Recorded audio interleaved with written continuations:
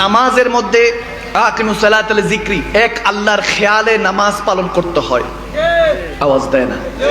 আল্লাহ বলতেছেন আমার খেয়ালে কিংবা আমাকে দেখে দেখে সেজদা দাও। প্রশ্ন হলো, নামাজি ইবাদতে আল্লাহর খেয়াল ছাড়া কারো খেয়াল আনা যাবে না, কিন্তু আমার নবী একদিন সেজদায় যখন নামাজ পড়ছেন, সুবহানা রাব্বিল আলা, সুবহানা রাব্বিল আলা, সুবহানা রাব্বিল আলা, সাহাবায়ে রাসূলরা সাহাবারাও নামাজ পড়ছেন, 3 বার 5 বার সুবহানা রাব্বিল আলা পড়ছেন 7 বার হয়ে গেছে, হাদিসে এসেছে, অনেক জায়গায় এসেছে প্রায় 70 বার হয়ে গেছে। পড়তে হয় 3 বার 5 বার 7 বার, পড়তে পড়তে দেখতেছে প্রায় 70-এর কাছাকাছি। একজন সাহাবা তো মনে করেছেন আমার নবী কি চলে গেলেন, আমার নবী সেজদা থেকে উঠতেছেন না, কি চলে গেলেন আল্লাহর দরবার, ইন্তেকাল হয়ে গিয়েছে।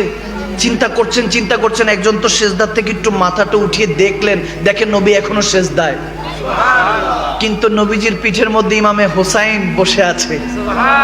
আল্লাহু আকবার বলবেন না? জীবনে কত সাওয়ারির কথা শুনেছি, কিন্তু এমন সাওয়ারি কি দেখেছেন কুল কায়নাতের সরদারের উপরে জান্নাতের যুবকদের সুলতান বসে আছে? আল্লাহু আকবার। তখন সাহাবারা বুঝতে পারলেন যে না, ইমামে হোসাইন বসে আছে, এজন্য হয়তোবা নবীজি উঠছেন না। একটা প্রশ্ন আপনাদের কাছে, নবীজি যখন সেজদায় জুবানের মধ্যে সুবহান রাব্বিল আলা, আমার কথা বোঝা যাচ্ছে? নবীজি সেজদায় জুবানে কি সুবহান রাব্বিল আলা, কিন্তু খেয়ালে হলো হোসাইন নামে না কেন? এখন আল্লাহ হুকুম দিয়েছে আকিমুস সালাতাল যিকরি, ওগো হাবিব বলে দিন বান্দাকে আমি আল্লাহর খেয়াল ছাড়া নামাজ হবে না। এখানে সরদার আম্বিয়া রাহমাতুল আলামিন নবী সিজদার মধ্যে সুবহান রাব্বিল আলা, খেয়াল থাকার কথা আল্লাহর, আর খেয়াল আসতেছে হোসাইনের। হোসাইন হলেন নবীর উম্মত, নওয়াজ আওলাদ তো আছেই, কিন্তু নবীজির উম্মত, নবীজির সাহাবা।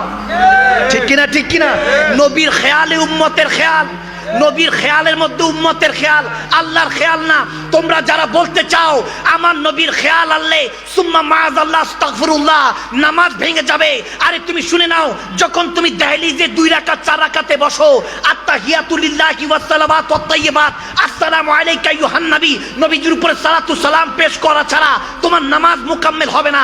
হ্যাঁ, তুমি জিজ্ঞেস করছো যে হুজুর আল্লাহর খেয়াল ছাড়া তো নামাজ হবে না, তাহলে নামাজের মধ্যে নবীর খেয়াল, নবীর আহলে বায়াতের খেয়াল কিভাবে আনবো? আরে আমার আল্লাহ সিস্টেম করে দিয়েছেন, আল্লাহুম্মা সাল্লি আলা সাইয়্যিদিনা মুহাম্মদ ওয়া আলা আলি সাইয়্যিদিনা মুহাম্মদ। আবার ওখানে মধ্যে কামা সাল্লাইতা, ওখানে ইব্রাহিম ওয়া আলা আলি ইব্রাহিম বলে শিখিয়ে দিয়েছেন। সেখানেই শেষ নয়, ওয়া আল্লাহুম্মা বারিক আলা সাইয়্যিদিনা মুহাম্মদ ওয়া আলা আলি সাইয়্যিদিনা মুহাম্মদ। বারবার আমার নবী এবং নবীর আহলে বায়াতের উপর সালাতু সালাম রেখেছে। বান্দা তুমি চিন্তা করছো যে আল্লাহর খেয়াল ছাড়া নামাজ আদায় হবে না, আকীদা পুক্ত করে নাও, আকীদাকে মজবুত করো, নবীর সাথে, নবীর পরিবারের সাথে, আওলাদে রাসূলদের সাথে লাগাও, মন লাগাও, তোমার দিল সিনা মক্কা মদিনা হয়ে যাবে। আমার নবী যখন খেয়ালের মধ্যে জিক্রে ইলাহির মধ্যে ডুবে আছেন, খেয়ালে হোসাইনে ডুবে আছেন, উম্মতের খেয়ালে, আরে যদি ওই দিন নবীর নামাজ যদি না ভাঙে, সুবহান রাব্বিল আলা পড়ার পরও ইমাম হোসাইনের মহব্বতের কারণে যে হোসাইন পড়ে যেতে পারে, এই জন্য সিজদা থেকে উঠছেন না, রব্বে করিম জিবরাইলকে পাঠিয়ে দিলেন, বলেন যে তাসবিহ লম্বা করেন, ওগো হাবিব তাসবিহ লম্বা করেন, হোসাইন পড়ে গেলে আমি আল্লাহ কষ্ট পাবো। বুঝা গেল আমার আল্লাহ চায় যে নবীর খেয়ালও থাকুক, আহলে বায়াতের খেয়ালও থাকুক। বান্দা যখন তুমি নবীর খেয়ালে, আহলে বায়াতের খেয়ালে ফানা হয়ে যাবে, তুমি সিজদা দিতে দেরি হবে না, পর্দা হেজাবাত সরে যাবে, রব্বে করিম তোমার সামনে চলে আসবে। সুবহানাল্লাহ।